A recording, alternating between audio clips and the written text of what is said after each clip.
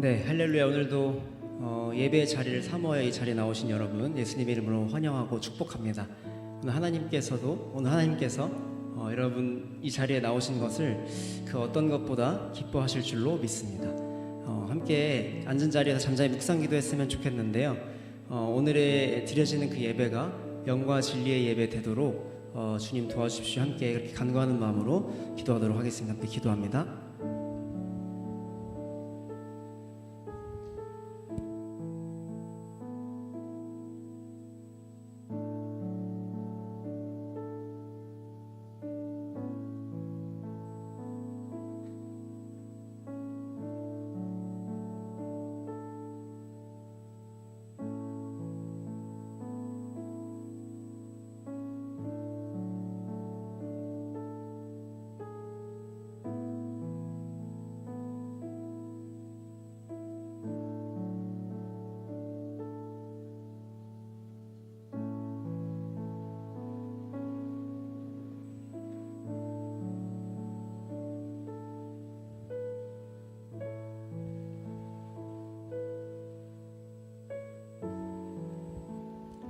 네, 우리 다 함께 자리에서 일어나셔서 사도행전으로 우리의 신앙을 고백했으면 좋겠습니다. 함께 사도신경으로 우리의 신앙을 고백하도록 하겠습니다. 함께 고백합니다. 나는 전능하신 아버지 하나님 천지의 창조주를 믿습니다. 나는 그의 유일하신 아들 우리 주 예수 그리스도를 믿습니다. 그는 성령으로 잉태되어 동정녀 마리아에게서 나시고 본디오 빌라도에게 고난을 받아 십자가에 못 박혀 죽으시고 장사된 지 사흘 만에 죽은 자 가운데서 다시 살아나셨으며 하늘에 오르시어 전능하신 아버지 하나님 우편에 앉아 계시다가 거기로부터 살아있는 자와 죽은 자를 심판하러 오십니다. 나는 성령을 믿으며 거룩한 공교회와 성도의 교제와 죄를 용서받는 것과 몸의 부활과 영생을 믿습니다. 아멘. 네, 우리 찬양하기 전에 함께 말씀 한 구절을 좀 나누고 기도하고 그렇게 나아갔으면 좋겠는데요. 시편 51편에 있는 말씀입니다. 제가 새 번역으로 한번 읽어드릴게요. 주님, 내 입술을 열어주십시오. 주님을 찬양하는 노래를 내 입술로 전파하렵니다. 하나님께서 원하시는 제물은 찢겨진 심령입니다. 오 하나님, 주님은 찢겨지고 짓밟힌 마음을 멸시하지 않으십니다. 아멘. 이 시간 우리 함께 기도했으면 좋겠는데요. 습관적으로 그냥 나와서 드리는 그런 기도 말고 정말 지금 나의 솔직한 모습, 그게 상한 마음이든 아니면 뭐 누군가는 별 생각 없는 마음일 수도 있겠죠. 어떤 마음이든 간에 솔직한 간구로 기도했으면 좋겠습니다. 하나님, 제가 지금 이런 상태입니다. 제 모습을 좀 봐주시면 좋겠습니다. 주님, 하나님 영광 앞에서 내가 이렇게 초라합니다. 우리가 그렇게 기도할 때에 주님께서 말씀을 통해 약속해 주신 것처럼 오늘 우리의 찢겨진 심령을 받으실 것입니다. 우리 그 약속의 말씀을 붙들고 이 시간 간절히 한번 기도했으면 좋겠습니다. 함께 기도하겠습니다. 사랑이 많으신 주님 감사합니다. 주님, 이 시간 주님을 예배하기에 우리가 이 자리에 모였습니다. 하나님, 그러나 우리의 마음이 주님을 예배하는 마음이 아닐지라도, 그 마음이 주님을 찬양하는 마음이 아닐지라도 이 시간 우리 영혼 가운데 외치는 선포를 통하여 그 찬양이 우리 영혼 가운데 외치는 선포가 되게 하시고 선언이 되게 하셔서 하나님, 우리가 그 가사의 고백대로 설 수 있는 은혜를 우리 가운데 함께 들어 주옵소서. 하나님, 그렇게 되기를 소원합니다. 주님, 우리의 찢겨진 심령을 받는다고 말씀하셨사오니 하나님, 우리가 상한 모습, 상한 마음 그대로 주님께 나아가기를 소원합니다. 아버지, 인도하여 주십시오. 우리의 상한 마음을 주님 돌봐주옵소서. 주님, 상한 갈대와 같은 마음으로 나아가는 우리들을 주님 돌봐주옵소서. 하나님, 상한 갈대를 꺾지 않으시는 그 주님의 은혜를 우리가 기억합니다. 주님의 그 신실하신 사랑을 우리가 기억합니다. 우리의 연약함보다 성실하신 주님의 그 은혜와 사랑을 기억합니다. 하나님 도와주십시오. 주님 도와주십시오. 주님 도와주시기 원합니다. 주님 도와주십시오.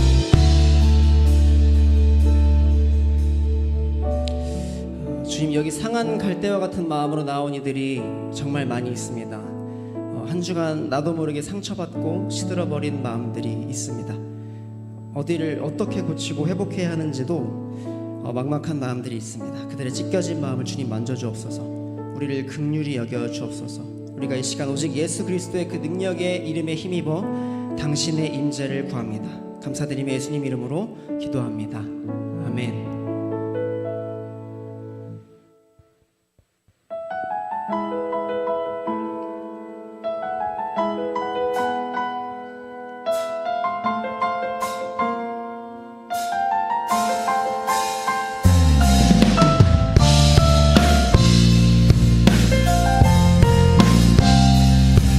우리가 이 시간 예수님의 그 십자가를 기억하며 나아갑니다.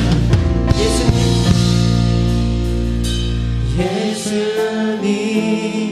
그의 희생 기억할 때 자기 몸 버려 죽으신 주 나 항상 생명 주신 그네를 마음에 새겨 봅니다.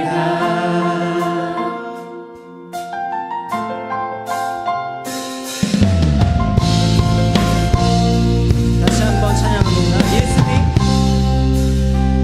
예수님 그의 희생 기억할 때 자기 몸 버려 죽으신 주 나 항상 생명 주신 은혜를 마음에 새겨 봅니다.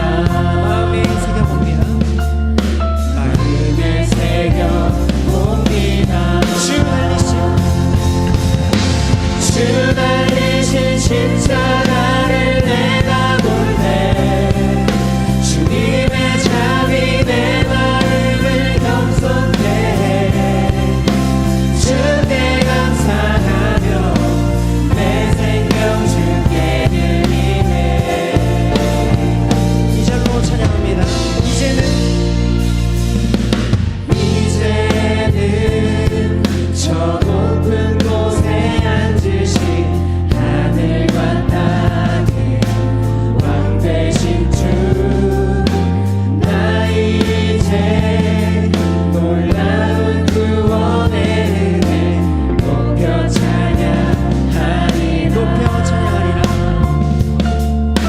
높여 찬양하리라. 주 달리신 십자가를 주 달리신 십자가를 내가 볼 때 주님의 자비 내 마음을 겸손해 주께 감사하며 내 생명 주께 드리네. 주 달리신 십자가를 내가 볼 때 주님의 자비 내 마음을 겸손해 주께 감사하며 내 생명 주께 드리네. 아멘. 우리 주님의 그 사랑에 감사하는 마음으로 계속해서 찬양합니다. 감사드리리. 감사드리리 주의 십자가 나의 친구 되신 주. 감사드리리. 감사드리리 주의 십자가 나의 친구 되신. 다시 한번 감사드리리. 주의 십자가. 감사드리리 주의 십자가 나의 친구 되신. 마지막으로 감사드리리. 주의 십자가. 감사드리리 주의 십자가 나의 친구 되신. 할렐루야. 주 달리신 주 달리신 십자가를 내가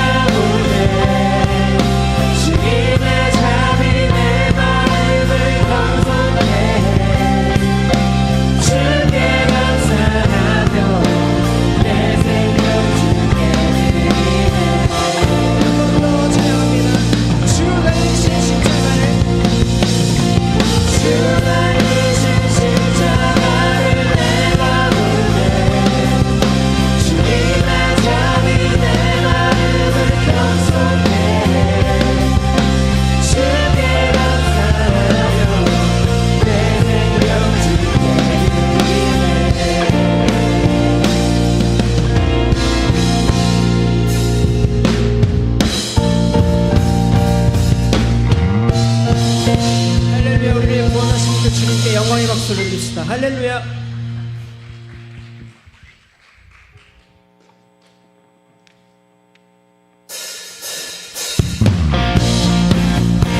기쁨으로 함께 찬양했으면 좋겠는데 주님께서 여호와를 악마하는 자들에게 새 힘을 부어준다고 말씀하셨습니다.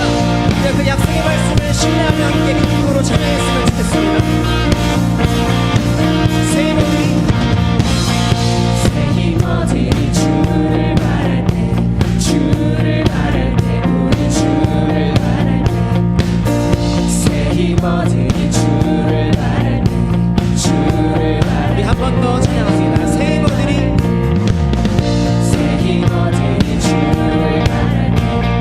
주를 바랄 때 우리 주를 바랄 때새 힘들이 주를 바랄 때 주님 통치하시네.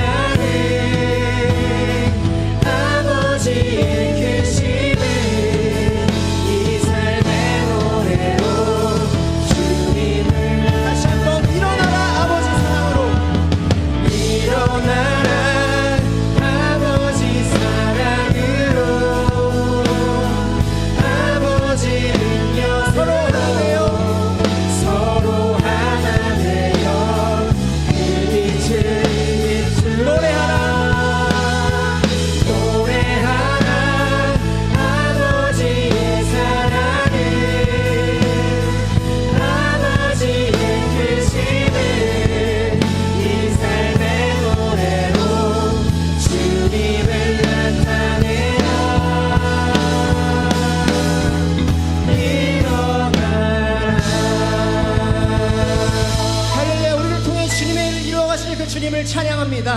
할렐루야. 아멘.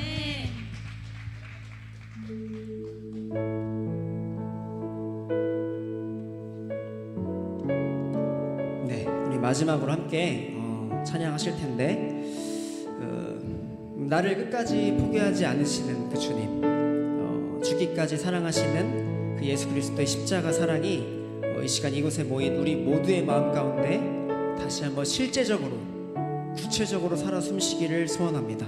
함께 간구하는 마음으로 찬양합니다. 우리 보좌 앞에, 우리 보좌 앞에 모였네. 함께 주를 찬양하며 하나님의 사랑 그 아들 주셨네. 그의 피로 우리 구원받았네. 십자가에서 쏟으신 그 사랑 강같이 온 땅에 흘러 각 나라와 족속 백성 방언에서 구원받고 주 경배 드리네.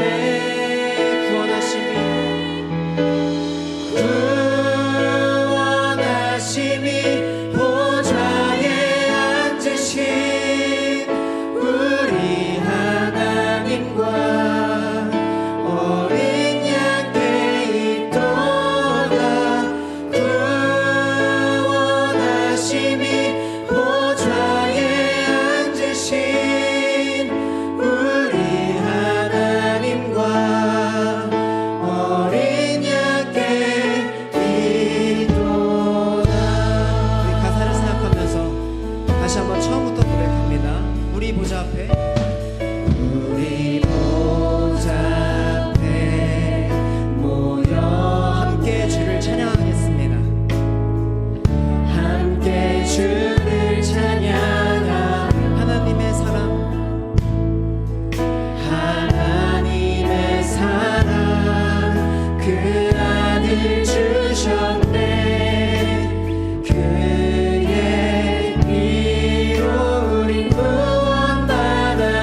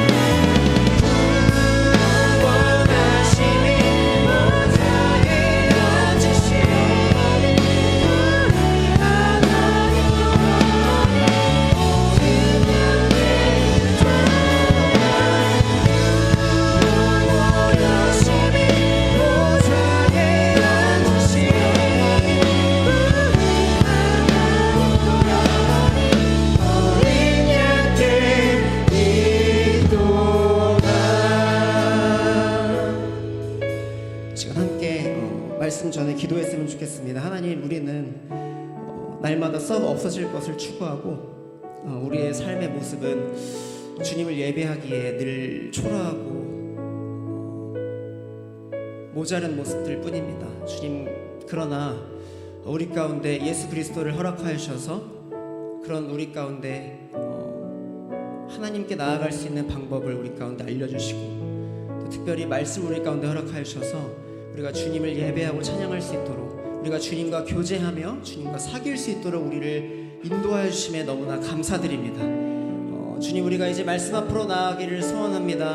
하나님, 말씀이 선포될 때 우리 심령이 깨어나기를 소원합니다. 우리가 주님의 그 십자가 사랑 앞에 다시 한번 엎드려지기를 소원하며, 그 십자가 사랑이 우리를 시작하여 우리 각 나라와 족속과 백성과 우리 삶의 각 직장과 가정과 모든 터전이 있기를 소원하며 함께 주님의 이름을 간절히 부르고 기도하며 나아갑니다.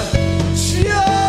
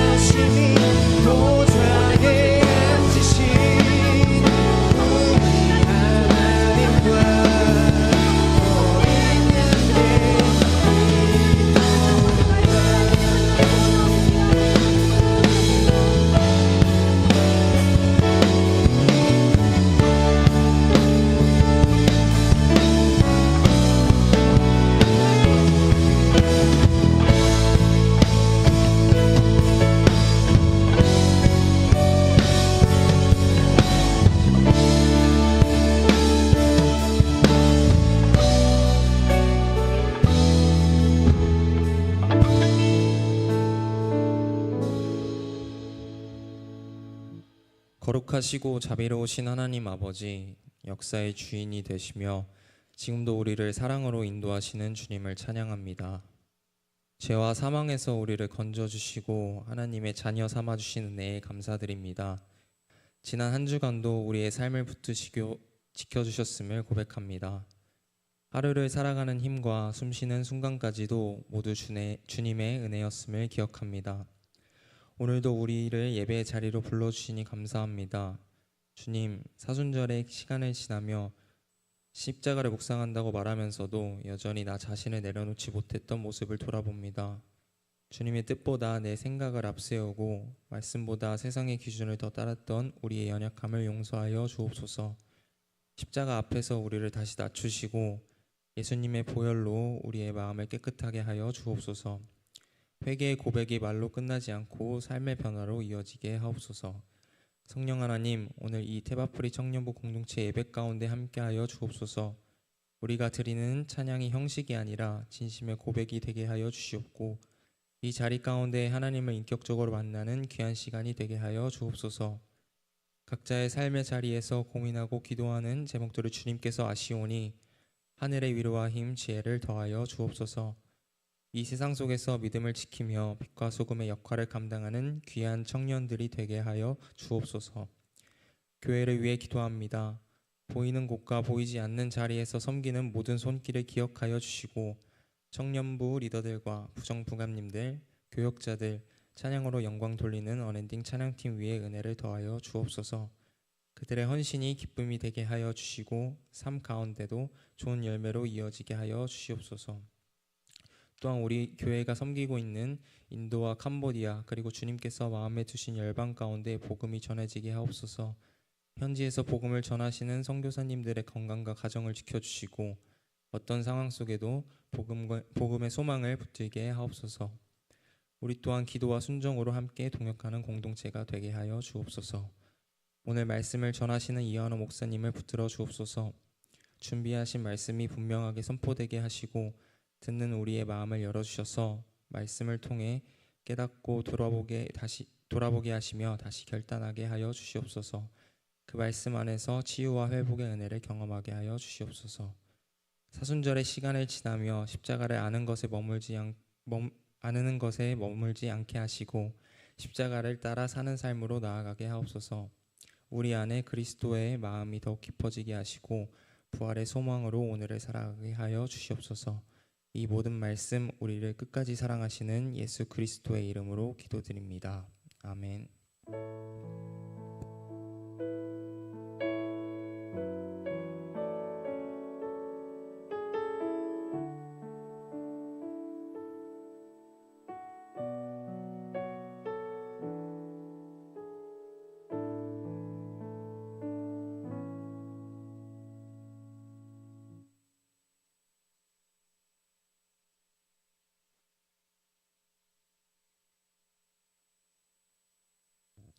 다 함께 하나님의 말씀 찾아보시겠습니다.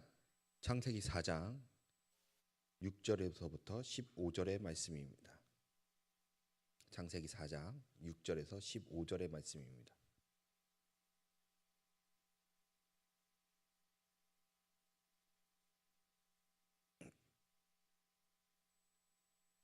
제가 한 절, 여러분이 한 절 교독하시고 마지막 절을 합독하시는데 다 같이 일어나셔서 말씀으로 함께 나아가겠습니다. 여호와께서 가인에게 이르시되 내가 분하여 함은 어찌 됨이며 안색이 변함은 어찌 됨이냐.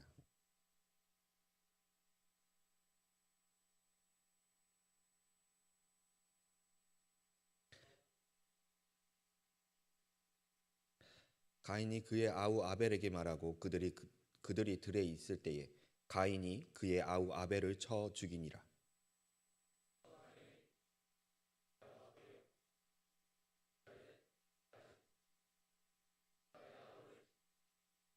이르시되 내가 무엇을 하였느냐. 내 아우의 핏소리가 땅에서부터 내게 호소하느니라.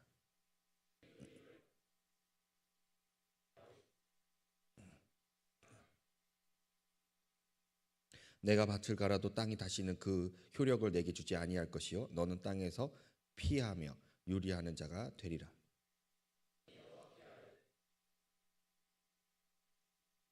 주께서 오늘 이 지면에서 나를 쫓아내시온즉 내가 주의 낯을 배웁지 못하리니 내가 땅에서 피하며 유리하는 자가 될지라. 물은 나를 만나는 자마다 나를 죽이겠나이다. 여호와께서 그에게 이르시되 그러지 아니하다. 가인을 죽이는 자는 벌을 7배나 받으리라 하시고 가인에게 표를 주사 그를 만나는 죽임을 면하게 하시니라. 아멘.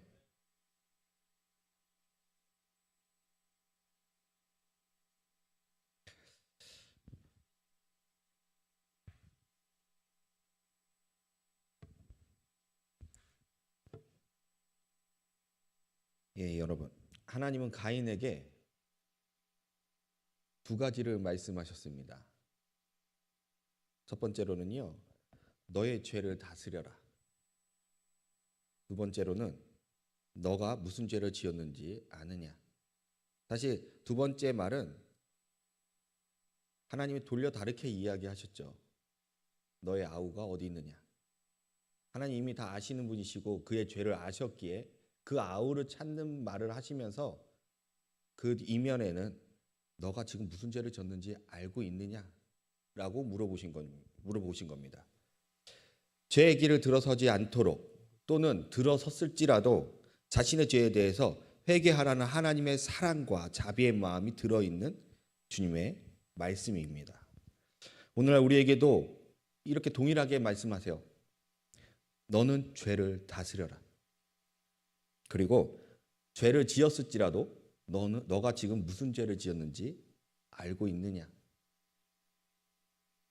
하나님을 원망하고 자신의 인생을 원망하는 자는 하나님의 길에서 어긋난 자기 중심적 길을 걸어가고 있는 자입니다. 세상은 하나님의 중심으로 돌아가는 것이 이치입니다. 여러분, 태풍의 눈을 보면요, 주변은 굉장히 요란하게 태풍을 불고 있는데 고요한 곳이 있습니다.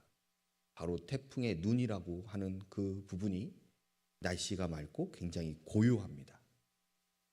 자, 하나님의 중심 안에 우리가 거하면요, 세상에 아무리 요동을 칠지라도 하나님 안에서는 굉장히 고요합니다. 우리는 이것을 평강이라고 얘기하는 거죠. 내 주변의 상황과 환경이 어찌 변할지라도 그것은 중요치 않습니다. 하나님 안에 너가 거하고 있느냐. 그런데 반대로 생각해 봅시다. 내 중심적으로 내 세상을 살아가겠다라고 하는 사람의 삶은 어떻겠습니까? 하나님 중심의 밖에 있는 자. 결국은 태풍에 휘몰아치는 그 환경을 다 정면으로 맞아야 하는 것이죠. 인생의 풍파를 정면으로 맞으면 빨리 늙습니다. 여러분 주님 안에 거하시면 여러분의 평강이 여러분 안에 넘치면서 여러분의 인생이 평탄케 될 것입니다. 그렇기 때문에 여러분 하나님 중심적으로 살아가시길 바랍니다. 오늘 본문의 말씀은 이와 반대로 살아가는 자가 나옵니다.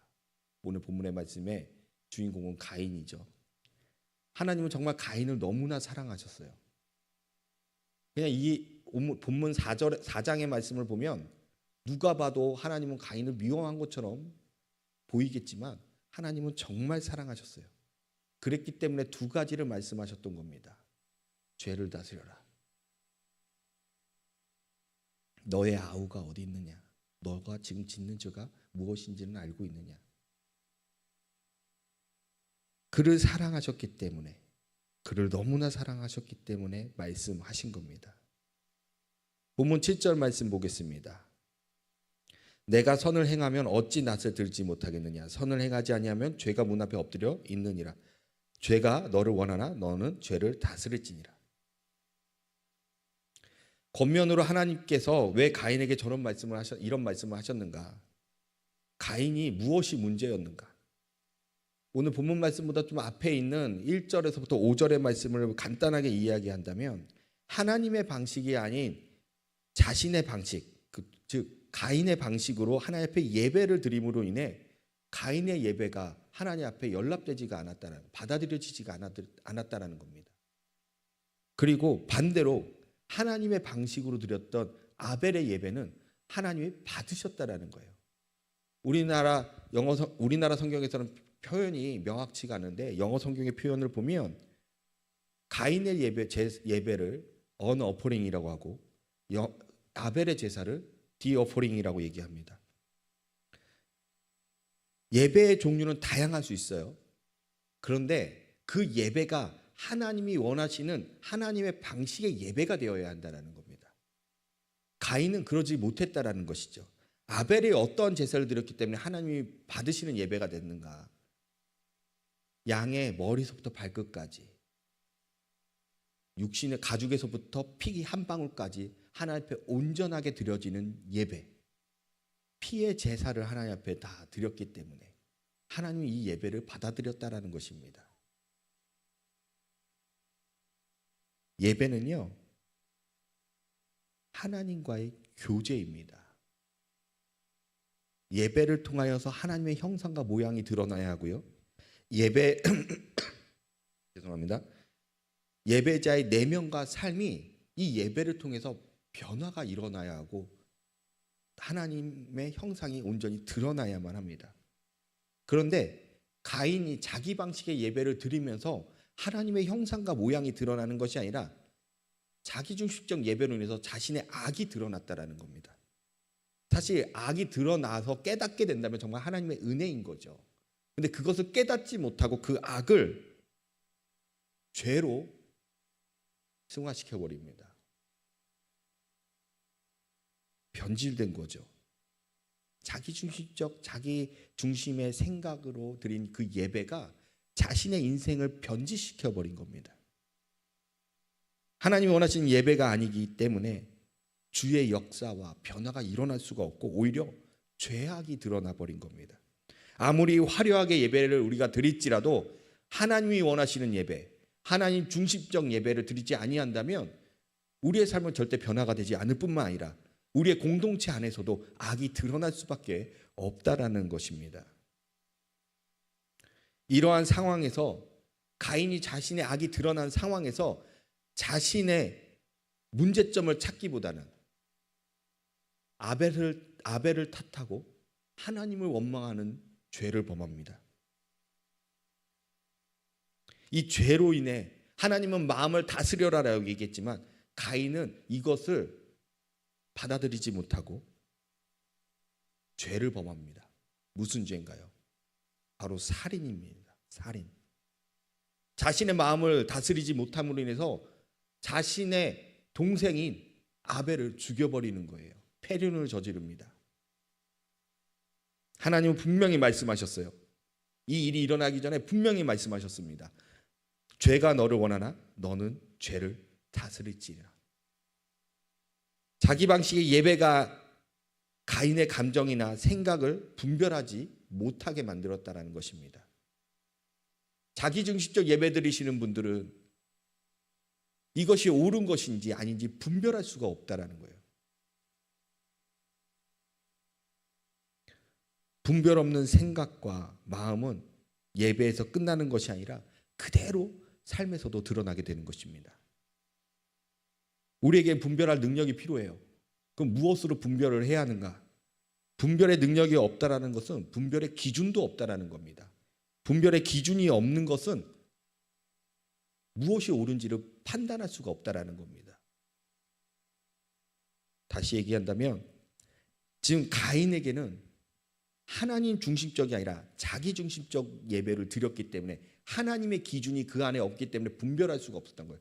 우리에게 다시 적용한다면 우리가 분별할 수 없는 이유는 우리가 하나님 중심적인 삶, 예배 이러하지 못했기 때문에 분별하지 못하고 계속 끊임없이 이것이 죄악인지 아닌지 생각지 못하고 범하게 된다는 겁니다.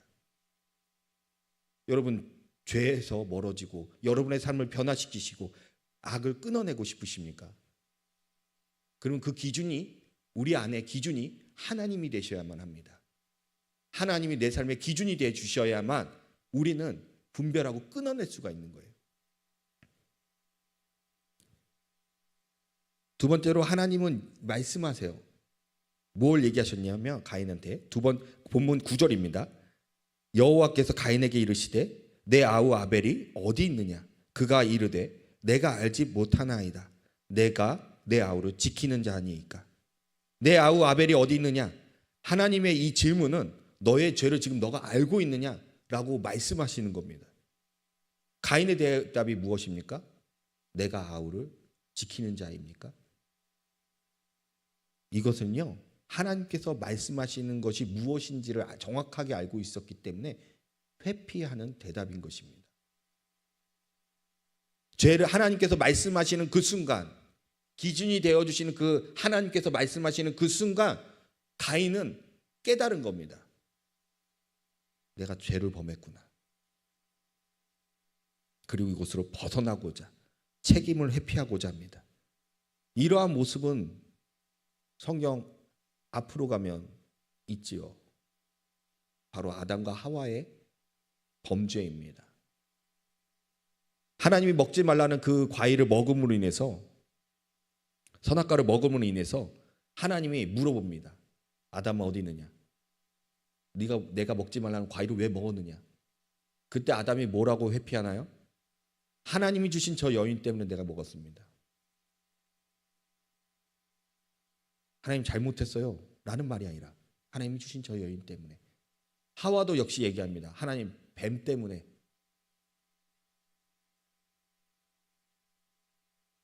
회피함으로 자신의 죄를 떨쳐내려고 합니다. 결과가 무엇입니까? 죄값을 받게 되죠. 아담과 하와에게 죄값을 하나님께서 주십니다. 어떤 죄값을 받았나? 첫 번째로 땅으로부터 받은 저주입니다.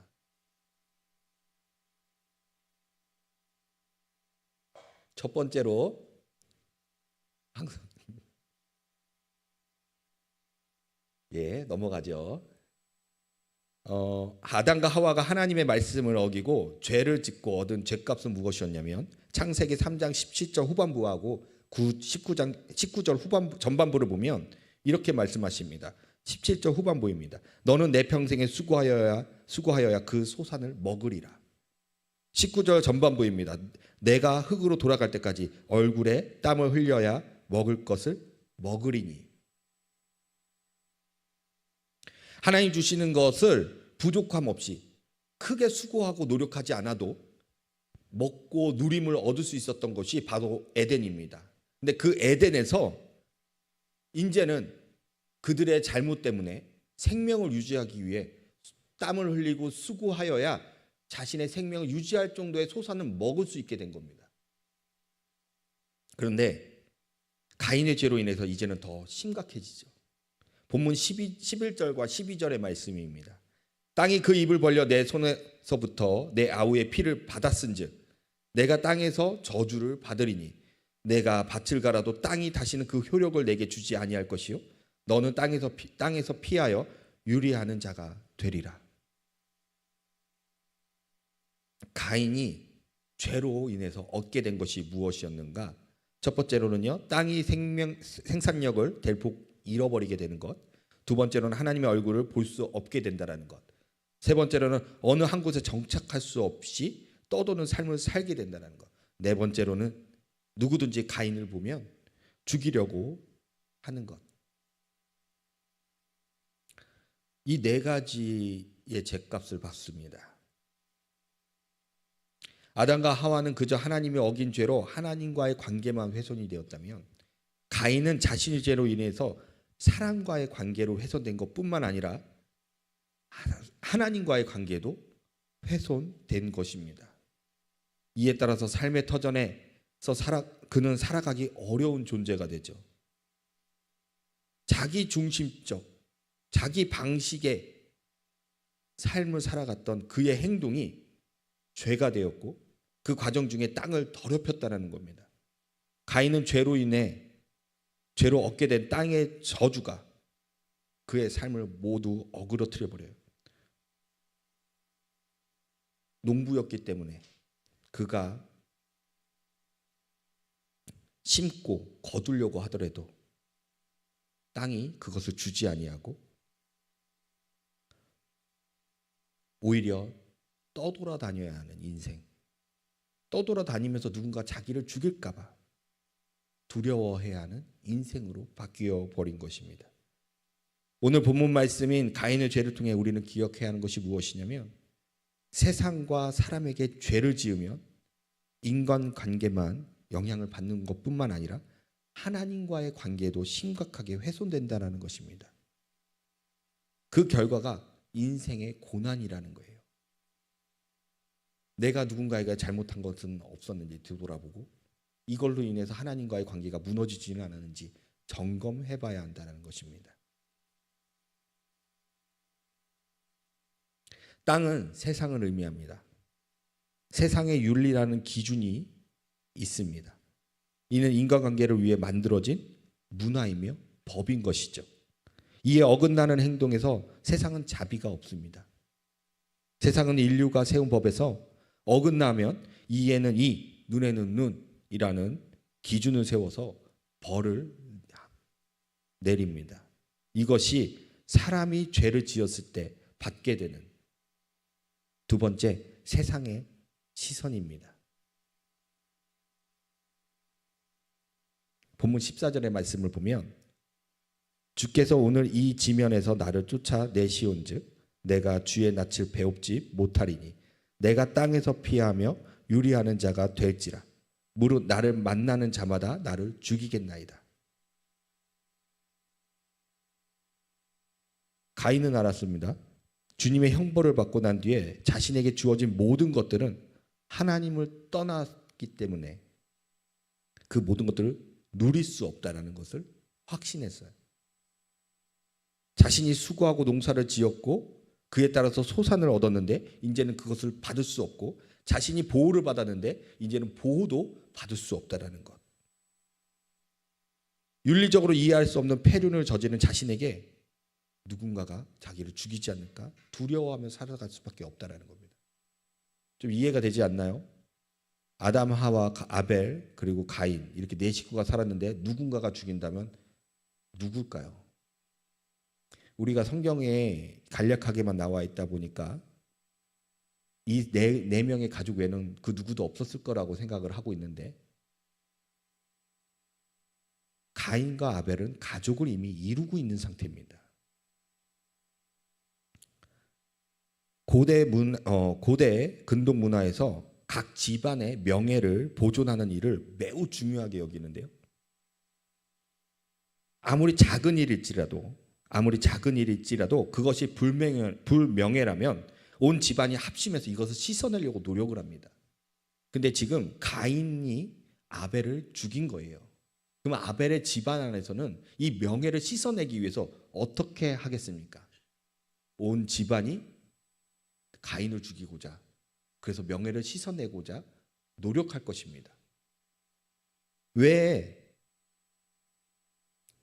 이 명예를 씻어내려고 하는가?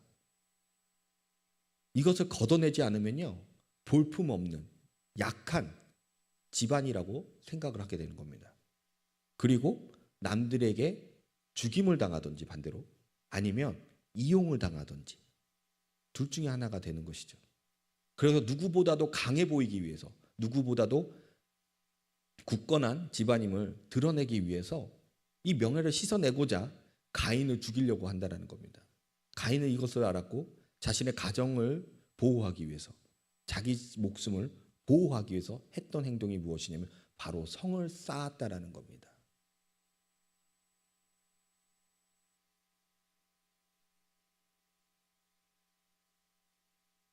세상은 죄에 대한 시선이 엄격함과 동시에 또 다른 누군가의 죄를 쉽게 답습합니다. 죄로부터 자유로웠던 세상일 때는 주님의 형상과 모양이 유지되며 하나님 보시기에 좋았던 세상을 살아가면서 다스릴 수 있었다면, 아담의 죄부터 시작하여서 가인의 죄까지 이르러 사람들이 그 죄를 통하여 더 다른 죄를 만들어내기 시작했다라는 겁니다. 그리고 그 죄 때문에 고통스럽고 힘들어하면서 살아가야 한다는 거예요. 사람들은 그래서 죄를 경멸하지만 자신의 유익에 따라서 그 죄를 쉽게 범합니다. 지금 이 가인의 죄 때문에 사람들은 무엇을 학습했겠습니까? 자신의 유익을 위해서는 누구든 살해야 할 수 있다. 가인이 성을 쌓고 다른 민족들이 성을 쌓고 자신들의 유익에 따라서 서로 전쟁하고 싸우며 뺏고 죽이는, 죄로 인해서 벌어진 학습이라는 거예요. 그래서 하나님은 이 죄에 대해서, 그리고 이 죄를 짓는 사람들에 대해서 어떻게 대하고 어떻게 바라보고 어떻게 행해야 하는지를 말씀에서 이야기하고 있습니다. 시편 97편 10절의 말씀을 보면 여호와를 사랑하는 너희여 악을 미워하라. 그가 그의 성도의 영혼을 보전하사 악인의 손에서 건지시느니라. 잠언 8장 13절의 말씀을 보면요, 여호와를 경외하는 것은 악을 미워하는 것이라.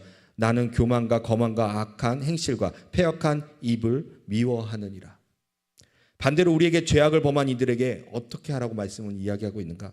마태복음 5장 44절의 말씀을 보면 나는 너희에게 이르노니 너희 원수를 사랑하며 너희를 박해하는 자를 위하여 기도하라.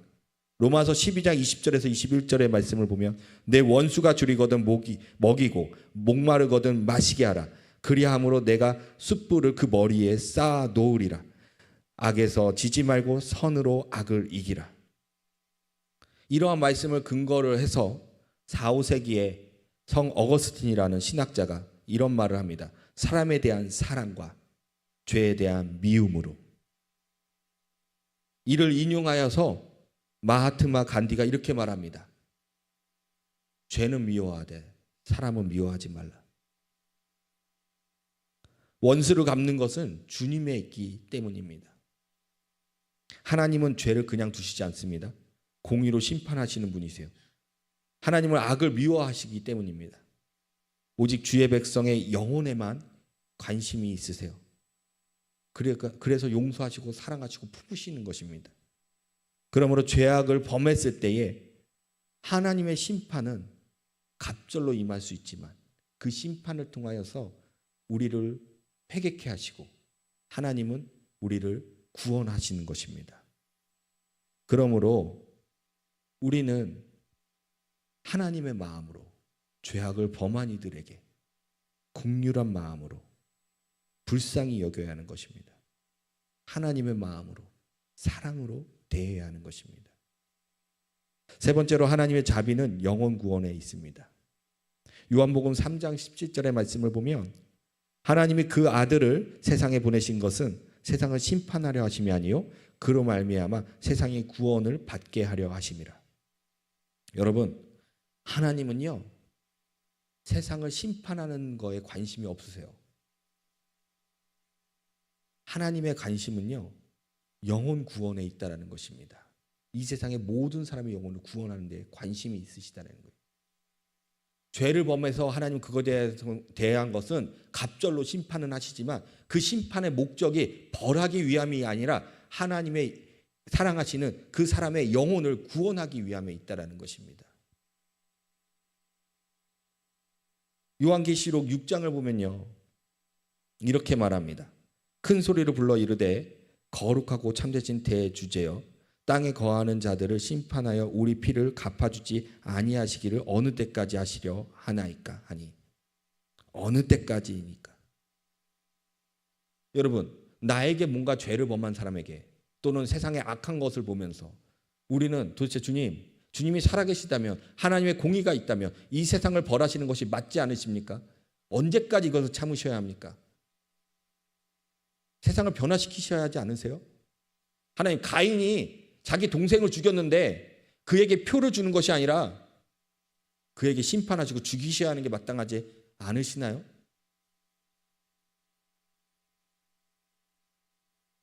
하나님은요 가인의 영혼을 사랑하십니다. 그래서 표를 주셨어요. 오늘날 그 표가 우리에게는 예수 그리스도라는 겁니다. 원수일지라도 하나님은 사랑하라고 말씀하십니다. 왜? 원수를 갚는 일에는 하나님께 있으니까. 사람의 모든 죄를 심판하는 것은 하나님에게 있으니까. 원수를 사랑하라. 어려운 말입니다. 힘든 말이에요. 그런데 하나님 우리 보고 그렇게 하라고 말씀하십니다. 선으로 악을 이기라고 말씀하십니다. 세대가 바뀌어도 수많은 사람이 이 세상을 살아가도 똑같은 방식으로 죄를 범하고 하나님의 말씀을 듣지 않고 순종하지 않으려고 합니다. 그래서 가인에게 표를 주셨듯이 우리에게도 하나님은 예수 그리스도의 십자가라는 표를 주셨습니다. 왜? 죄를 범했을지라도 우리의 영혼을 구원하시고자. 내 주변에게 믿지 않는 자들이 나에게 범죄했을지라도, 믿는 자들이 나를 상처를 줬을지라도 우리는 그들을 용서하고 하나님 마음으로 용서하고 나아가야 한다는 거예요. 그렇게 하려면 우리의 삶의 중심이, 우리의 예배의 중심이 우리의 방식이 아니라, 우리의 생각이 아니라 하나님의 방식, 하나님의 생각으로 이루어지고 삶을 살아가야 한다는 겁니다.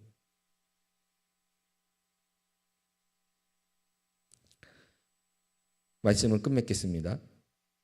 오늘 우리는 가인의 삶을 통해서 세 가지를 확인했습니다. 첫 번째로는 자기중심적인 삶이 얼마나 무거운 죄를 낳는지를, 두 번째로는 세상은 죄인에 대해서 어떻게 대하는지를, 세 번째로는 하나님은 그 죄인을 끝까지 사랑하시고 그의 영혼을 구원하시고자 무수히 노력하신다는 것을. 그러나 세상은요 그 죄에 대해서 자비가 없습니다. 낙인을 찍고 보복을 하고 그 사람의 인생을 다 망쳐버립니다. 그래서 두려움에 자신만의 성을 쌓고 자신만의 방식으로 삶을 살아갑니다. 대바프레 여러분, 오늘 이 자리에 우리가 있는 이유는 가인보다 의로워서가 아닙니다. 우리 역시 내 방식대로 예배하고 삶을 살아갑니다. 하지만 십자가라는 그 은혜의 표가 우리에게 있기 때문에 이 자리에 있을 수가 있는 것이에요. 세상은 우리의 과거를 들춰내고 정죄하지만 하나님은 독생자 예수 그리스도의 피로 우리를 덮어주십니다.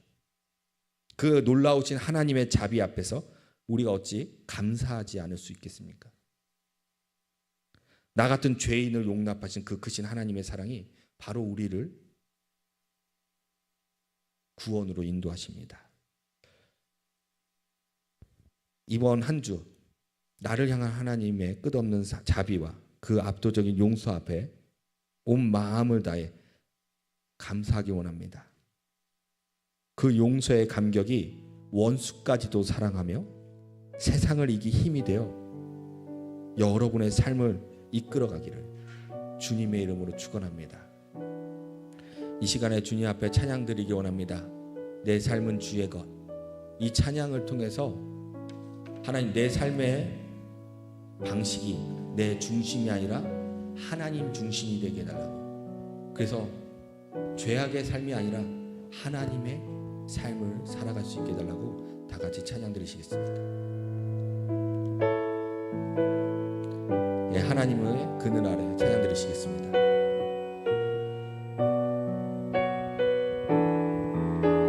하나님의 그늘 아래.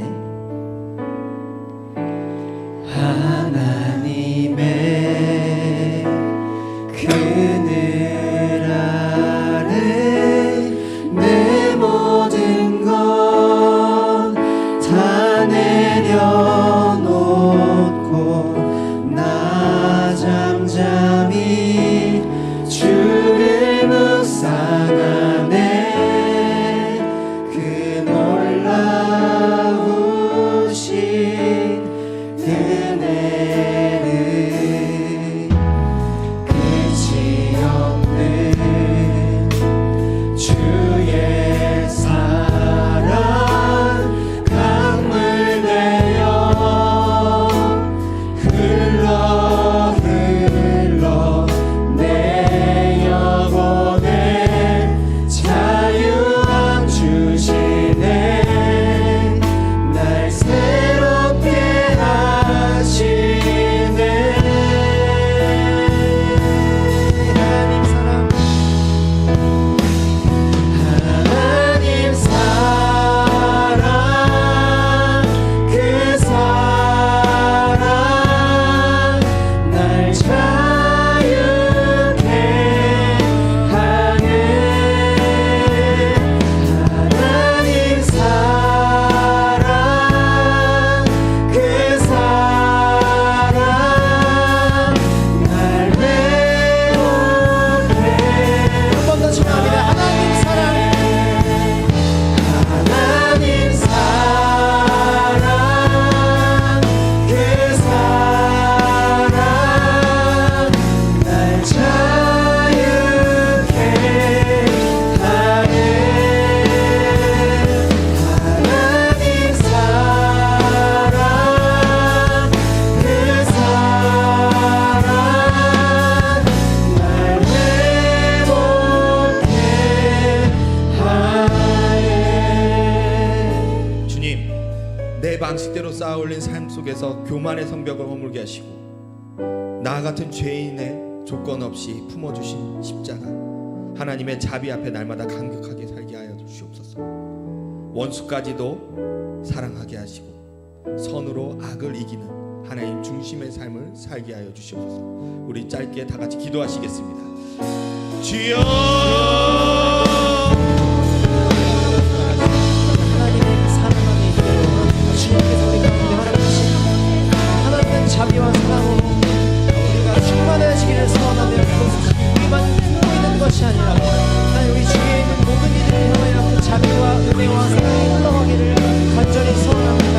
주님, 우리가 그러기 위하여 그 십자가 앞에 엎드려야 되는 주님께서 하나님 그 십자가 사랑으로 충만케 하여 주옵소서.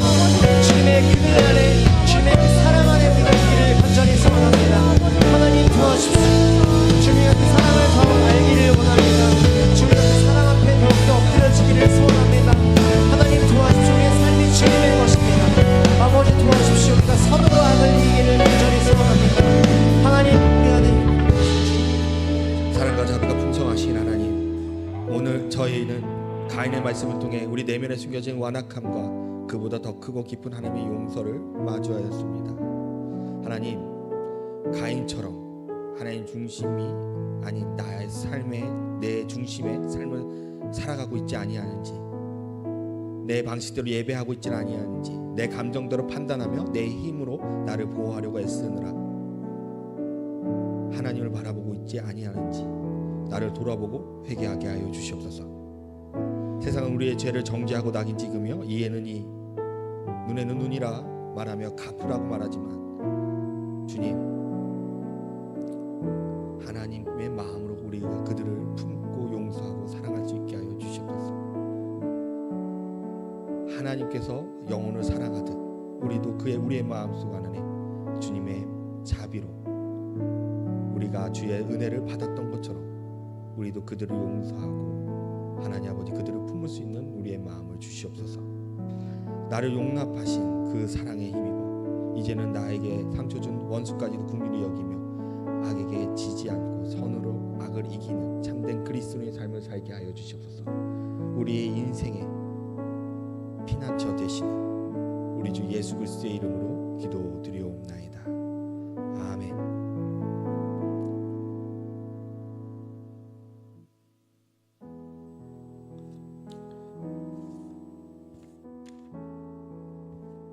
예, 교회 광고 드리겠습니다. 오늘 저녁 예배 시간에 성찬식 거행합니다. 앞으로 기도로 준비하시고 세례교인들은 모두 참석해 주시기 바랍니다. 세례식은요 유일하게 죄송합니다. 이 시간에 먼저 간증부터 듣고 광고하겠습니다.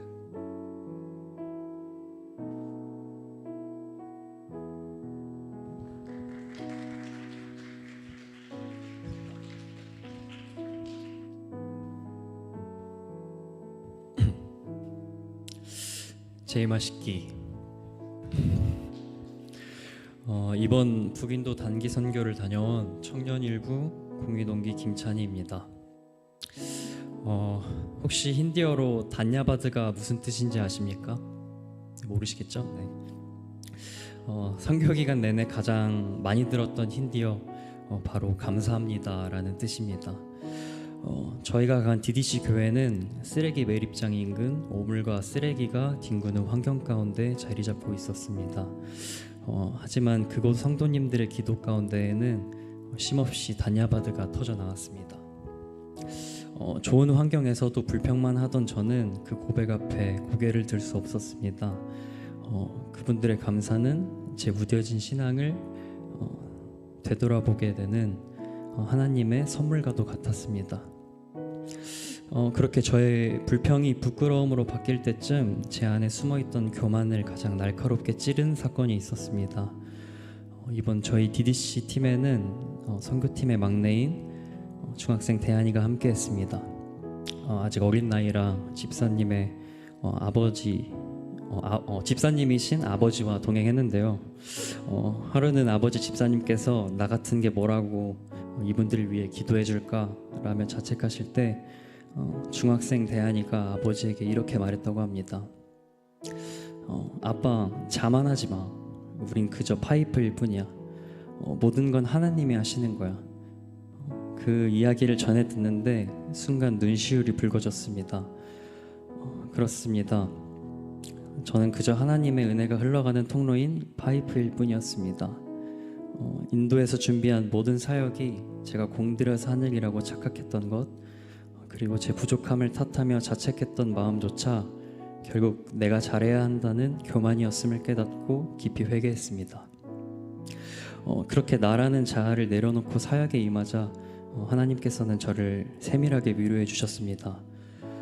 저는 좀 평소 이성적인 성격이라 영적 체험에 있어서는 조금 거리를 두는 신앙관을 가지고 있었습니다.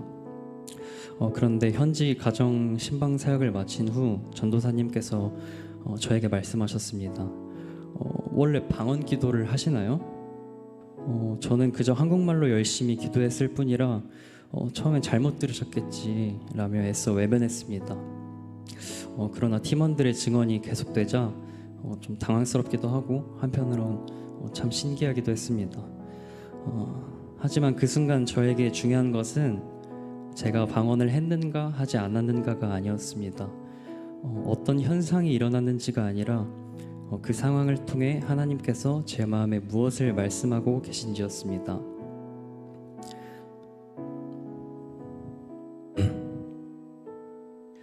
나의 사랑하는 아들 찬이야, 나는 언제나 너를 지켜보고 있단다. 내가 어디에 있든 내가 함께할 것이니 두려워하지 마라. 그것은 특별한 체험의 증명이 아니라 제 작은 신음소리까지도 들으시는 하나님의 따뜻한 위로였습니다. 선교를 준비하며 가졌던 막연한 두려움이 하나님이 나와 함께 하신다는 확신 앞에서 눈 녹듯 사라지는 순간이었습니다. 이번 선교 주제가 러브 다이빙이었습니다. 러브 다이빙, 말의 순수한 의미처럼 처음엔 제가 용기 내어 그 사랑에 뛰어든 줄 알았습니다. 하지만 이제 고백합니다. 내가 뛰어든 줄 알았으나 하나님의 사랑이 저를 밀어넣으셨고, 내가 빠진 줄 알았으나 하나님의 은혜가 저를 덮으셨습니다. 사랑하는 태바프리 여러분, 알파와 오메가 되시는 하나님께서 저와 여러분을 사랑하십니다. 저는 이제 다시 삶 속으로 돌아왔고 또 넘어질지도 모르겠습니다. 하지만 이제는 저를 붙잡고 놓지 않으시는 그분의 사랑을 기억하며 언제든 다시 일어날 것입니다. 저를 통로 삼아 주신 살아계신 하나님께 모든 영광을 돌립니다. 단야밭.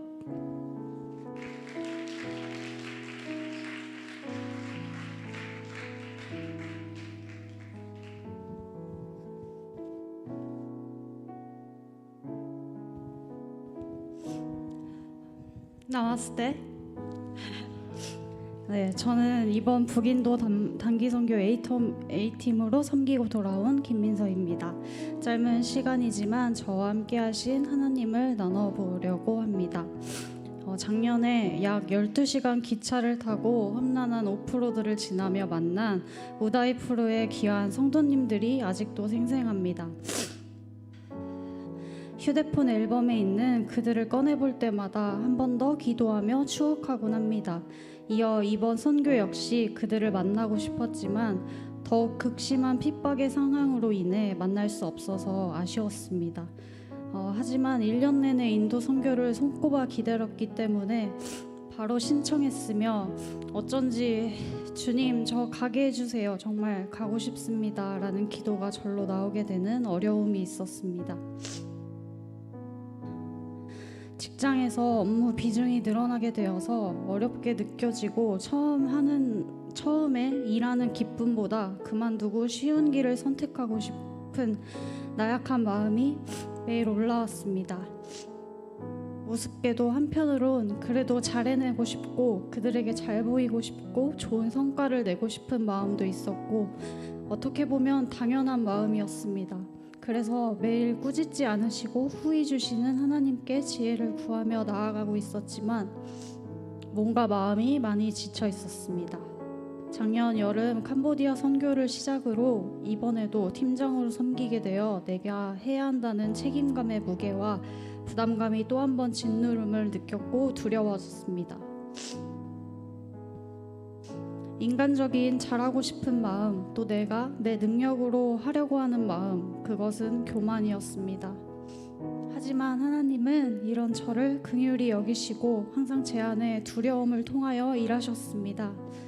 나의 연약함을 통해 하나님의 전능하심을 드러내셨습니다. 주님은 나의 산성이요, 나의 요새요,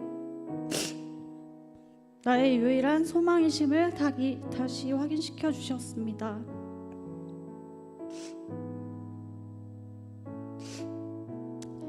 선교 기간 내내 이미 지쳐있는 저를 관계에 어려움이 없게 하셨고, 힘에 맞게 더 좋은 것으로 일하셨고, 이미 하나님께서 계획하신 일정을 무리 없이 따라가도록 하셨습니다. 특별히 일정상 변경되어 M교회에서 함께한 인도식 성찬식이 기억에 남습니다. 값지고 잊을 수 없는 경험을 선물하신 하나님께 감사합니다. 또한 인도 사역자 부부와 아포스톨릭 교회 성도들의 환대와 섬김 속에 지쳐있고 교만했던 저를 사랑과 평안의 마음으로 회복시켜 주셨습니다. 하나님의 신실하시고 인격적인 인도하심은 선교 이후 제 삶으로 복귀한 뒤로도 이어지고 있습니다. 내가 감히 생각하지 못하는 방식으로 일하고 계십니다. 이것이 제가 더 이상 그 무엇을 두려워하지 않을 수 있는 확실한 증거입니다. 앞으로도 두려움이 엄습하고 또 나약한 뿌리가 올라올 때마다 저는 이때를 기억할 것입니다. 여러분들도 삶의 무게와 어려운 현실에 무너지더라도 항상 우리의 방패 되시고 선하게 인격적으로 동행하시는 하나님을 신뢰하시길 기도하겠습니다. 감사합니다. 제일 맛있기.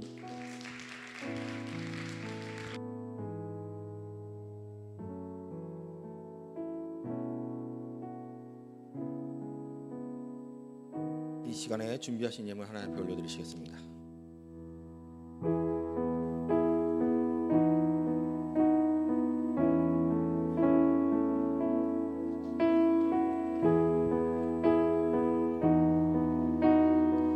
주님 내 길을 잘 아시고 주님 내 길을 잘 아시고 내 걸음 아시네.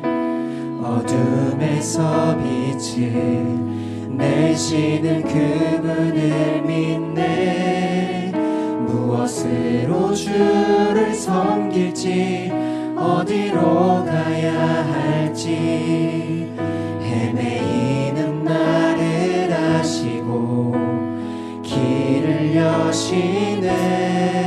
내 삶은 주의 것 내 삶은 주의 것, 내 삶은 주의 것, 온전한 신뢰를 주께 드리네. 보이지 않아도 믿음으로 걷네. 주 영광 바라보며 주만 따르네.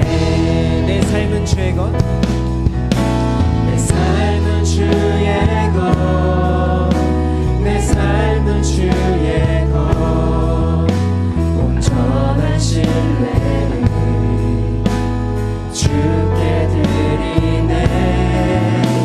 보이지 않아도 믿음으로 걷네.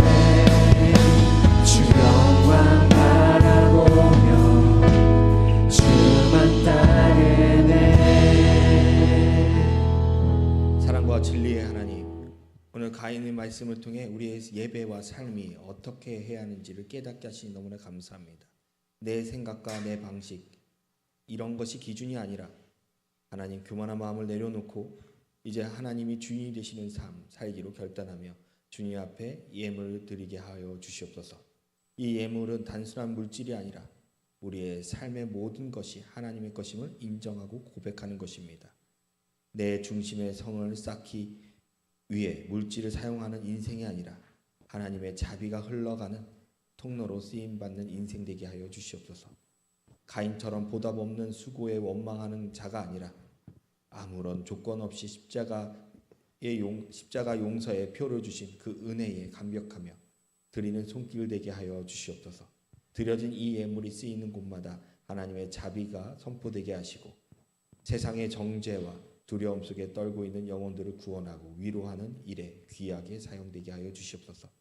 드린 손길 위에 주님 축복하여 주시옵고 무엇보다 세상이 줄 수 없는 하나님의 평강이 그 심령과 가정에 가득하게 하여 주시옵소서.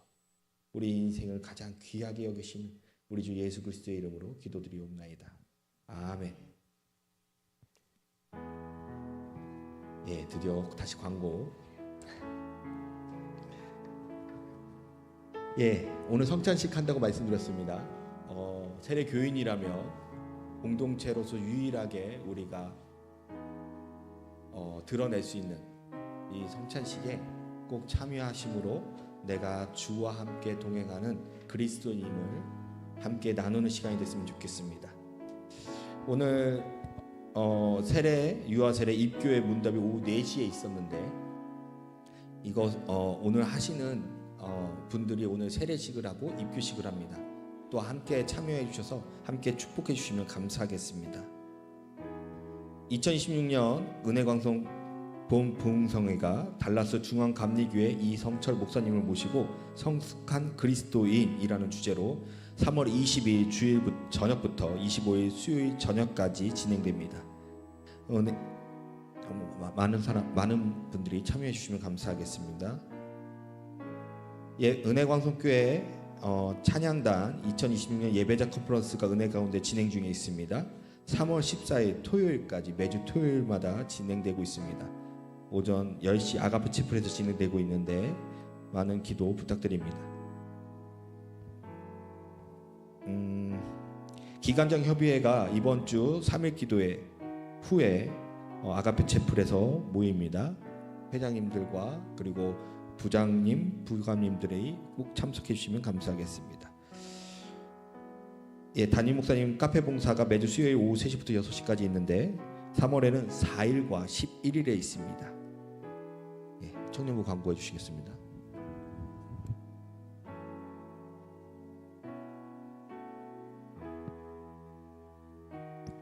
네, 안녕하세요. 청년부 광고 시작하도록 하겠습니다. 2026년 3월 1일 주일 낮 오후 예배에 나오신 여러분들을 모두 환영하고 축복합니다. 시간 관계상 축복 소문하지 않도록 하겠습니다. 네, 또 먼저 등반 소식이 있습니다. 저희 구사동기 김민수 형제님께서 이번 주 등반하셨는데요. 마주치시면 반갑게 인사해 주시고 공동체 안에서 잘 적응할 수 있도록 도와주시면 감사드리겠습니다. 다음 광고입니다. 페바프리 기도회가 매주 토요일 오후 2시에 지하 3층 비전홀에서 있습니다. 함께 교회와 공동체를 위해 기도하길 원합니다. 특히 청년일부 지체들의 참여율이 많이 저조합니다. 함께 기도하기 원하시는 분들은 꼭 참여해 주시면 감사할 것 같습니다. 네, 선교주일 광고입니다. 오늘은 선교주일로 지킵니다. 선교 간증과 나눔을 통해 하나님의 마음을 함께 품는 시간이 되셨기를 소망합니다. 또한 또 선교의 뜻이 없던 분들도 이런 간증들을 통해서 선교의 마음이 열리기를 간절히 소망합니다. 다음은 2026년 양육 프로그램인 리딩 지저스 4차시 모집 안내입니다. 네, 모집 기간은 3월 6일 금요일까지라서요. 주일로는 오늘이 마지막 신청할 수 있는 기간인데요. 네, 하나님 어떤 분인지 또 성경이 어떤 건지 알아갈 수 있는 시간 될 테니까요. 욥기부터 아가서 범위로 이렇게 진행될 예정입니다. 자세한 문의는 순 카카오톡 채팅방 또 밴드 공지를 참고해 주세요. 저기 삽지 보시면 QR코드도 있으니까 다 신청 많이 해주시면 감사하겠습니다. 네, 다음은 2026년 선교 소모임 신청 관련 광고입니다. 기간은 3월 1일 오늘부터 8일 주일까지 신청을 받고요. 기존 있었던 선교 소모임 중에서 택하여서 하나 신청해 주시면 될 것 같습니다.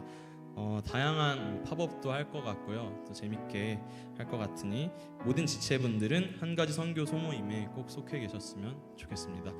저희 QR 가지고 신청해 주시면 될 것 같습니다. 네, 청년부 사무실 청소 광고입니다. 네, 저희 개인 물품을 3월 13일 금요일까지 확인해 주시고 수거해 주세요. 안 그러면 저희가 가져가거나 또 폐기될 수 있습니다. 네, 오늘 저녁 예배 시간에 성례식이 진행됩니다. 사순절 기간이고 또 주님의 은혜를 기억하는 이 시간에 또한 저희 지체들 안에서도 교육받고 세례받거나 입교하시는 분들 계시니까요. 또 그런 분들 축복해주러 모든 지체분들 오시는 걸로 제가 알고 있도록 하겠습니다. 네, 각청 광고입니다. 새 노래로 노래하는 청년일부 광고입니다. 오늘은 말씀 나눔 조모임이 있습니다. 건우조 예솔조는 유아부에서, 청년조 예은조는 유치부에서 있습니다. 조장님들이 각자 사정들이 있으셔서 못 나오신 관계로 건우조 예술조는 건우 조장님께서 해주시고 성년 예은조는 찬희 순장님께서 진행해 주실 테니까요. 이따 끝나고 다 따라서 내려가 주시면 될 것 같습니다. 네, 다음은 사순절 말씀 묵상 챌린지 광고입니다. 기간은 2월 18일 수요일부터 4월 4일 토요일까지입니다. 네, 범위는 누가복음과 사도행전을 가지고 예수님께서 어떤 행적을 하셨었는지 저희가 더 알아가는 시간이 될 테니까요. 감사 캡슐 챌린지 대신에 다들 말씀 묵상으로 함께 해주시면 감사할 것 같습니다. 세 번째로 청년일부 MT가 3월 21일 토요일에 진행됩니다. 자세한 사항은 조 톡방으로 공지해드리도록 하겠습니다. 청년 2부 광고입니다. 네, 말씀 나눔 순모임으로 오늘 진행됩니다. 말씀 안에서 서로의 은혜를 나누는 시간이 되시길 바랍니다. 이번 두 번째로 26년도 사순절 필사 광고입니다. 기간은 2월 18일 수요일부터 4월 4일 토요일까지로 동일하고요. 범위는 누가복음, 마가복음, 이렇게 이렇게 고난주간 특별 새벽기도의 말씀 본문 이것들을 가지고 필사를 하고 네이버 밴드의 미션 인증란으로 가셔서 인증글 쓰기로 인증해 주시면 될 것 같습니다. 네, 이번 챌린지는 잘 쓰는 것보다 함께 걷는 것에 더 큰 의미가 있다고 합니다.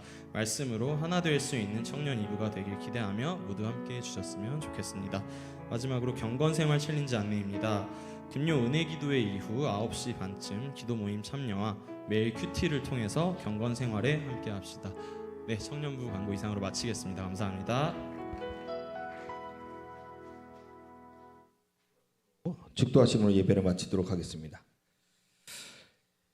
이제는 우리를 죄의 권세의 십자가라는 확실한 사랑의 표로 끊어주신 우리 주 예수 그리스도의 은혜와 가인과 같이 완악한 우리를 끝까지 사랑하시어 찾아오시고 독생자를 아끼지 않으시며 우리를 사랑하시는 하나님 아버지의 사랑과 내 중심의 성벽을 허물고 하나님 중심의 평강 안으로 인도하시며 원수까지도 사랑할 힘을 공급하시는 성령님의 위로와 교통하심이 내 중심의 삶을 내려놓고 오직 하나님 자비와 용서에 감사하며 선으로 악을 이기고 다짐하며 나아가는 테바프리 모든 성도와 그들의 가정과 일터와 학업과 삶의 모든 위에 이제로부터 영원토록 함께 있을지어다. 아멘.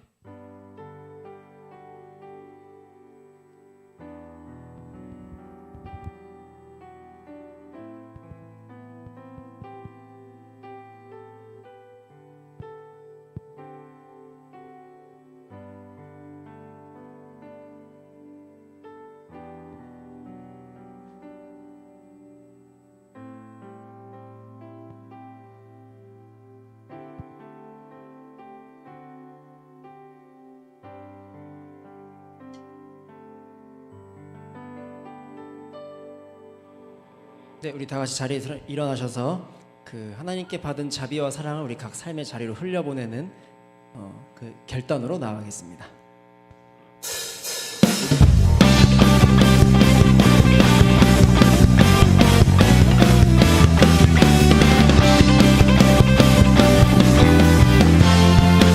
찬양인들만 한번 먼저 찬양하겠습니다. 만물의 주인.